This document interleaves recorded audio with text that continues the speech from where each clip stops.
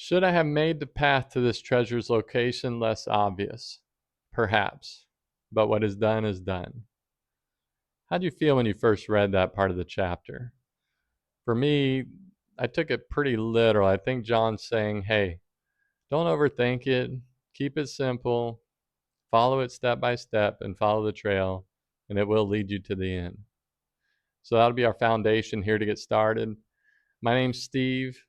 This is my boy Taco.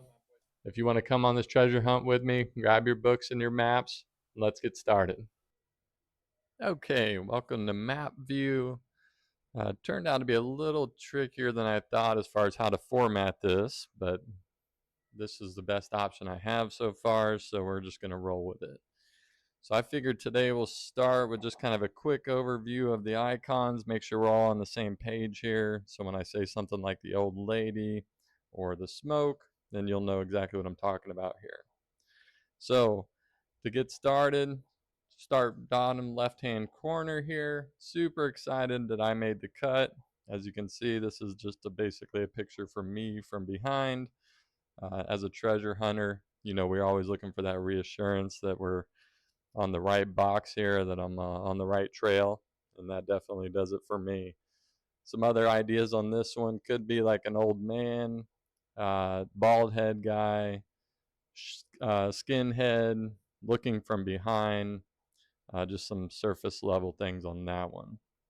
Next up would be the smoke. So you'll see this one here, kind of a whimsy type looking smoke.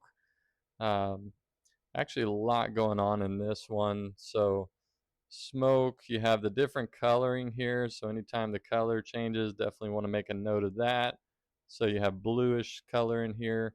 That kind of reminds me of the Blue Mountains, Smoky Mountains. As a former landscaper, I also noticed here a calla lily flower. If you look closely here, I'll post a picture of that. And then lastly, after really kind of following or diving into the details here, you see this is kind of a top view of a fish. So you have the head here, a couple side fins, and then the tail kind of comes out of the flower here. So we'll call that one the smoke. Next up on the list, we'll go to the butterfly. Um, Not a lot out of this one. You can see maybe some butterflies in the background, so a grouping of butterflies. Metamorphosis obviously always comes to mind when you think about butterflies. And then there was definitely some chatter about just John Collins Black using a butterfly as kind of his emblem, signature, something that goes along with a lot of the theme of the book, as well as his other book, Unbreakable Threads, which I do not own, so I can't really confirm or deny that one. Next up on the list, we have the rock here, as I'm calling it, the rock.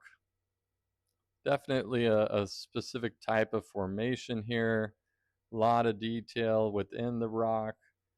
Some other surface level ideas could be maybe like a plaque or a sign, as the Appalachian Trail is littered with signs and plaques. But some type of rock formation is what we'll go with, so we'll call that one the rock. Next up, we have begin here with the black triangle. Uh, doesn't get any more specific than that. This is where we will start, tied in with the dog.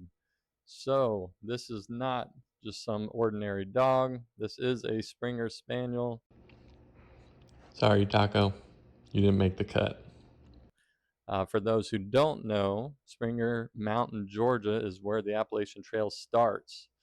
So going back to the original quote, should I have made the path to this treasure's location less obvious? Maybe, maybe not. This is what I believe John was talking about. So to have this starting point on a map in a chapter like this is just absolutely crucial to our success. So that is where we will be starting. Next up on the list, we'll go to the tree. Of course, a lot of talk about the tree. It seems to be in a magnifying glass. It says look around. Also, back to the dog there, it says go fetch. So there is some wording in here to look out for. The tree, I know, as you know from the teasers, this was pretty much a lot of the reason why you're probably here. And we will get to the tree as we go through the trail here. You will find it. Next up on the list, we have the emblem. So just a little sliver here. Definitely not giving us anything on this. To me, looks like maybe a little sliver of a logo or a sign. Possibly the backside of a fish rolling here, where you have the backside and then maybe a little bit of fin action. Just some surface level ideas there. As we go through, some of these icons will become much more than what we're touching on here, but right now we're just kind of getting on the same page. So moving down, we have the feather. This is one of two feathers on the map. This one is definitely kind of bigger or thicker in size. Could lend itself to maybe a larger bird. Also, a lot of ties to Cherokee Indians and things of that nature along the whole Appalachian Trail. So definitely could tie into there eventually. Next up on the list, we have the fruit basket. So a lot of talk on this one. What type of fruit is it? Is it apples? Is it peaches? Is it plums? Who knows? Not really sure on that one. It is in a basket. So you do have the basket full of fruit, one falling out could represent some type of overflow. If you look closely, again, we have a color change. So obviously want to make sure we note that. The color silver around the rim here just kind of reminds me of like silver lining, some type of positive outlook, possibly. From the fruit basket, we'll jump over to the scroll here. Definitely some type of maybe scroll, map. Looks like a rolled up parchment paper. Another thought I have down in the south, cigarettes, tobacco, super popular trading and production in the south. So if you look closely here, it does look kind of like a rolled cigarette. Got some ashes burning on this end.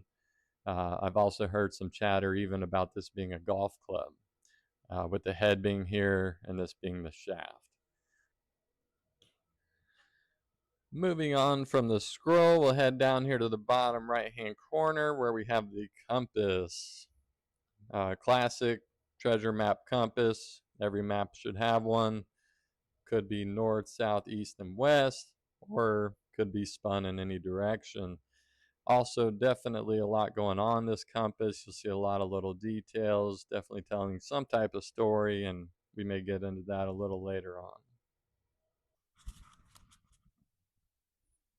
Okay, heading north of the compass here, you have the what I've kind of nicknamed the boot heel, and that heads and brings us into the second feather. This is 2 of 2 here. Definitely a longer, kind of more narrow, straight feather. I've heard some talk about it being an arrow. Definitely could have ties to the whole Cherokee Indian theme as well throughout the trail here.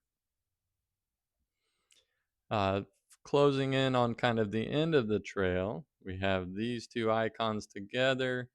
You have a bear, uh, as you'll see, kind of going through the trail here. Pretty much everything on the Appalachian Trail has the word bear in it, so pretty broad subject there.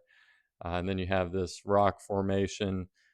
Definitely something going on with the rocks here. They are very specifically aligned and laid out in a certain way.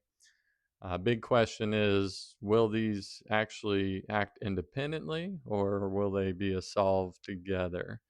So maybe only time will tell here. Let's jump over before we get to the end of the trail. Let's jump all the way over to the far left-hand corner here where we have the bare feet. Not a whole lot going on here. You see it says Car North if you look very closely. And then you have the bare feet, kind of dirty bare feet. But on a surface level standpoint, not going to do a whole lot with that one right now. That'll lead us over here to the skier. This is a typical ski guy, but you can see he is pointing his ski pole to this little mound here in front of him. So it could be a mound or mountain that he's pointing at. I will say I doubt any of the icons, maybe other than the Springer Spaniel. I don't really think any of the icons are going to be what they initially look like on a surface level. Obviously going to be much, much deeper than that as we go through. This next icon is pretty interesting. A lot of people talking about being a lion or some kind of puma. Which initially, when I heard that, I had to go back and look because I was like, I never really remember seeing a cat on there. So from the beginning, I thought this was like an old lady here. If you look real close, you can see kind of her old wrinkly face, maybe wearing some type of cat skin, again, tying into that kind of Cherokee vibe there. And then, of course, there's some kind of big boulder sitting in front of her. And then lastly here we finally get to the end of the trail, much smaller black triangle here. And then of course the infamous 1727 with the final X marks the spot. So 1727, initial thoughts are probably going to be maybe some type of boots on the ground. Could be, who knows, as far as distance goes, feet, miles, kilometers, meters, inches, or does it mean elevation? So a lot of different scenarios come out of that one. Not real sure on that until we get a little closer, I think. Other than that, that's pretty much the map. You do have some wording, wet letters throughout the map. So you have the AT here, of course, standing for Appalachian Trail with the big X's. You have the Car North. You have the Go Fetch, Look Around. Don't forget about the mountain ranges here in the background, as well as the faintly scribed high point. The X, of course, with the 1727. There are a couple little arrows on the trail as well. We'll get into our thoughts on those. So, but other than that, I think this will give us a good overview. Okay, that's it for the map overview with all the icons. I know there's a lot going on in this map, a lot of details. You're probably screaming at the screen things I missed or things you see. I know it's very detailed and we will get deep into it. In the meantime, go ahead and drop in the comments your favorite icon. Let us know what your best solves are. And until next episode, Taco and I here will meet you at Springer Mountain, Georgia. That's where we'll begin.